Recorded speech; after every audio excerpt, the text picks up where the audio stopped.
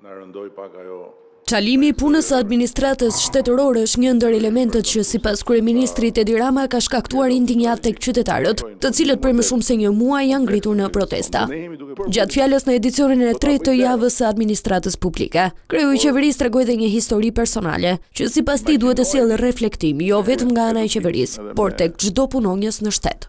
Nëna e një shokut tim, ai është pak më i ri se unë, por ajo është gjyshe, kishte dalë në protestë. Dhe ajo më i tregon atë që është, besoj unë, duke parë edhe epizode tjera që ne po i mbledhim,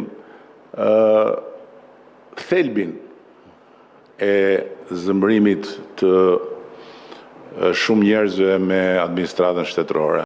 Sipas Ramës, kjo kategori protestuesish nuk ka asnjë lidhje me ata të cilët po përdorin protestat për interesa personale.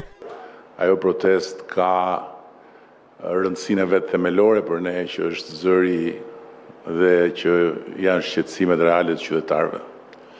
Pra ajo që unë e quaj uji i pastër dhe i rrjedhshëm i protestës nën atë korën e zezë të asaj që për fat keq është pjesa e zhurmshme dhe e dukshme ku janë mbledhur gjithë dështakët dhe zëmërakët e Shqipërisë. Por transformimi i administratës publike për shefin e ekzekutivit është sfidë më vete, e cila kërkon kohë.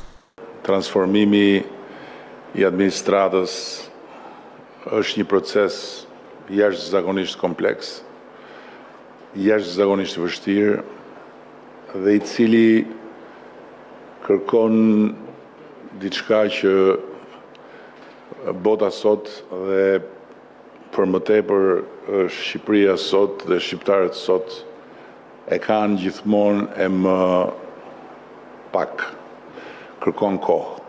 Gjithashtu u bë me dije se me hapat që po ndërmerr qeveria, synoi që administrata të jetë në të njëjtat nivele si në vendet e Bashkimit Evropian.